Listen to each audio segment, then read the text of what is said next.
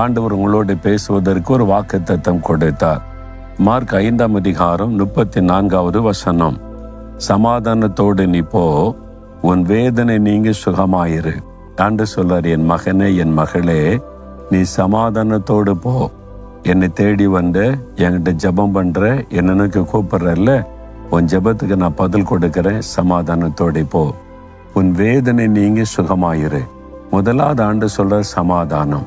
உன் சமாதானத்தை பாதிக்கிற காரியத்தை நான் மாற்றி உன் வாழ்க்கையில சமாதானத்தை கட்டளையிடுவேன். எது சமாதானத்தை பாதிக்குது?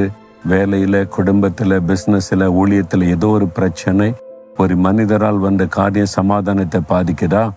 நான் அந்த காரியத்தில் அற்புதம் செய்து உனக்கு சமாதானத்தை கட்டளையிடுவேன் என்று ஆண்டு சொல்றார். 2வது ஆண்டு சொல்லுகிறார், உன் வேதனை நீங்கி. ஏதோ ஒரு வேதனை இருக்குது, சரீரத்துல வேதனை, மனதுல வேதனை,